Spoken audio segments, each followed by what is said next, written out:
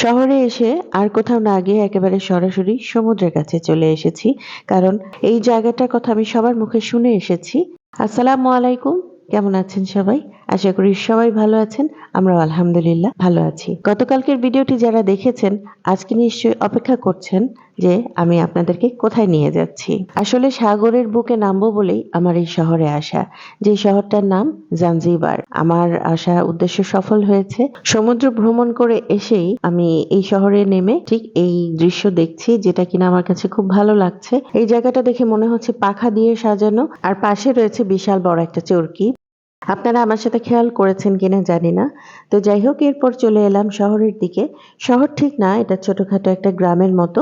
আমাদের দেশের সাথে অনেকটা মিল আছে। মানে একটু গ্রাম এলাকার যেই শুরুটা বা একটু শহরের জীবন যেটা মোটামুটি সেই জায়গাগুলোর মতো দেখতে।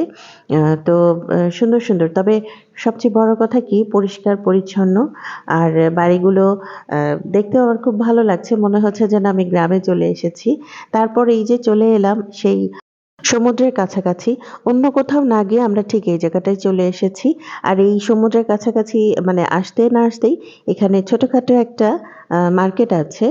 টুকটাক কিছু কেনাকাটার জন্য আরকি। এখানে অনেক টুরিস্টরা আসেন। আর অ বেশি কিছু না হলেও মোটামুটি কম না, আছে। ভালো, ভালো জিনিস আছে যেটা কিনা ওদের হাতের বানানো এবং আমার কাছে খুব ভালো লেগেছে। মানে কুটির শিল্পের মতো।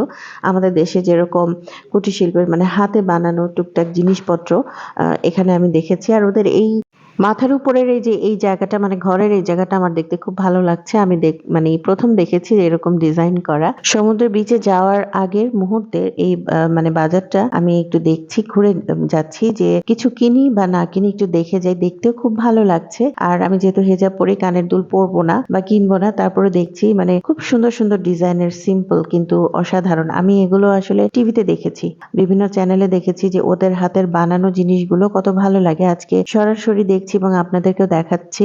নিশ্চয়ই আপনাদের ভালো লাগছে। তো এখন আর দেরি করব না, আস্তে আস্তে সামনের দিকে এগোচ্ছি। তো ঢোকার মানে বিচে যাওয়ার আগ মুহূর্তেও আবার এখানে আমার মেয়ে আটকে গেছে, বলছে যে মা এখানের ব্রেসলেট গুলি খুব সুন্দর, হাতের চুড়ি ওরা যেগুলো হাতে মানে বানায়, এখানে বসেই ওরা বানায় আর এখানেই ওরা সেই সুন্দর করে এই জায়গাটায় রাখে আর এগুলো সেল করে আর কি। তো আমার কাছে খুব ভালো লাগছে এই যে সমুদ্রের যেই মানে জিনিসগুলো, যে কচ্ছপ, তারপরে আপনার এদের এখানকার যেই অ্যানিমাল গুলো সেগুলো এখানে ওরা সাজিয়ে রেখেছে, চাবি রিং আরো অনেক কিছু। তো সবাই চলে যাচ্ছি বিচের দিকে। সমুদ্রের বুকের মাঝে এখন আমরা হারিয়ে যাব, মানে এখন আমরা বোটে উঠবো সেই সমুদ্রের।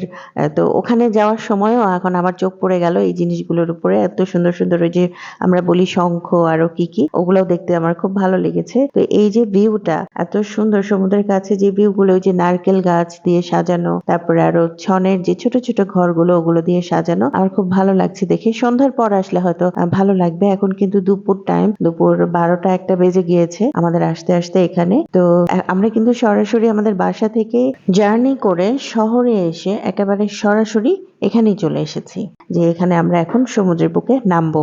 এরপর হচ্ছে আসল মজা, যেটা কিনা আমি আপনাদেরকে দেখাবো এবং আপনারা আমার সাথে থাকবেন। আজ এ পর্যন্তই। ভালো থাকবেন, সুস্থ থাকবেন। আসসালামু আলাইকুম।